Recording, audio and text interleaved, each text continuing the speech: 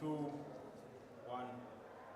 And it is day 2 in the East London International Convention Centre on the 26th of February 2025. It is the first day. We are speaking all things policy in the TVET sector. And today, joining me, it is Mr. Zandisile. Is it Nchwanti? It is Mr. Zandisile Nchwanti, who is the Deputy Principal Registrar at the college, Lovedale. So I want him today to discuss with me specifically matters that pertain to policy on the ground level. And that is the end user of this entire system, and that is the student. He is one of the people that truly understand student services within the TVET sector, in particular, of course, narrowing it down to particularly this institution called Lovedale. Now, thank you very much for joining us. You are one person who understands the meaning of dealing with a student on a daily basis. Student services is part of your office. Take me through the engagement process or the policy discussion process. In its nature, how is it? Is it democratic? Is it easily accessible for students? Or is it difficult to find students being part of the engagement when discussing policies that affect them in the very institutions that they are studying at? Thank you very much, madam, for having me. Yes, I'm Zandisile Nchwanti, a deputy principal at the college. Yes. Yes, I can say with the most highest conviction that the elections or even the discussions at the college is democratic in every respect. It is a principle that we are promoting at the college, that platform of open engagement, which starts with the highest level of student leadership, which is our SRC executive. We first present the issue to them to say we need to work on these policies, and the way to do it, we need to craft a way forward on how we can also involve other structures inclusive of the entire student population. So the first point of departure is our SRC. Then we go on board to invite all student political organizations. That is your EFF, Student Command, that is at the college, your SASCO, that is at the college. So they converge or get together under one roof and discuss the reviewal of all the policies. Post that, we take that process to all the students, where the SRC, together with the political formations now, take a roadshow of all our 3 campuses, advocating and also engaging the students on the policies to be reviewed by the institution. So then you can affirm that it is democratic in nature. Now, departing from that, let's talk about, how would you say, or how would you term, and that's number question, let me put it this way.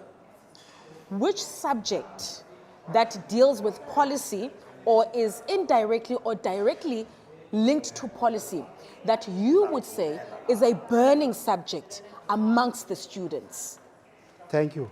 You know, we normally fight with my students, especially the SRC and the student formations, when it comes to the Constitution. Yes. Remember, the Constitution is the sole document that is guiding or giving us the marching orders in terms of who should be part of the SRC or the student leadership. And in that Constitution, there's a very important clause that says, for you to be eligible to stand for any SRC position, this is the pass mark that is expected of you. What normally happens now is that most of the students who are highly political and vocal at the college level, they normally find it difficult to hit that target. Then now opening up a way for those that are less vocal now to come together and be pushed to the election trail for the positions in the SRC. Even though they are not qualified? No. Or they don't always meet the qualify. prerequisite. They always qualify. But what is the burning issue is that we always fight on that academic criteria, the clause the itself, because prerequisite. they always want me to revoke it or to withdraw it, so that everybody is having a stake to participate in the election. But it's a policy issue. It has to be implemented. A student, for him to be an SRC or occupy SRC office, must at least attain 60% academic achievement. And that is the overall average that one must Yes, of adhere course. to. That's the average. Otherwise, we even appreciate if you go as far as 70%, 8 or even 100. You see? So year in and year out, they always dispute and contest that clause. Particularly the 60% And in average. each and every year, they always ambush my office to say I must set up a task team because they don't want the current SRC. Simply knowing that they are pushing me to withdraw that academic criteria, which we are using as a benchmark for anyone to be an office bearer of the SRC.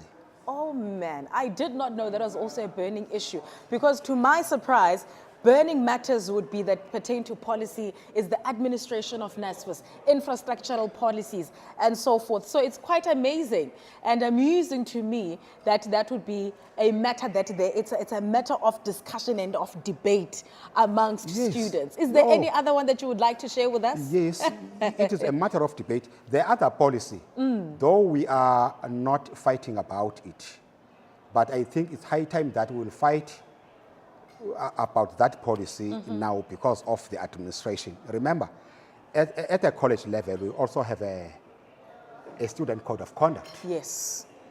That sets out now strict rules on how students should behave. Yes. And it starts off at campus level, wherein we have a campus investigation committee. And the recommendations and findings of that campus investigation committee are forwarded to us at the head office. Yes. So the onus now is on us Yes. to implement the recommendations. So now that we are having, yes, let me also cite that there's also instability in terms of leadership at the college, that we are not fully implementing some of the policies. Yes. But it is our wish that we implement these policies, and also we encourage the campus investigation team to also exercise its role, fully knowing that we are supporting the work that they do at the campus level. Ladies and gentlemen, that is the Deputy Principal Registrar at the Lovedale TVET College, speaking on things policy. Students wanting some certain prerequisites, particularly academic prerequisites, to be revoked so that it accommodates what they want, but also speaking to some of the managerial matters that he would like to see in terms of how policy can be developed. I think it's quite interesting. Gave us 3. It was the prerequisite for academia, for those who want to be office bearers within the SRC, the managerial policy, the constitution as well being part of it. It's something that I find quite amusing, because to me, my presumption would be it is always about NSFAS. Thank you very much, Deputy Principal, for sharing that with us. It's quite informative. And I do hope that today you will get to discuss such things, because if they are burning issues, then truly they need to be discussed.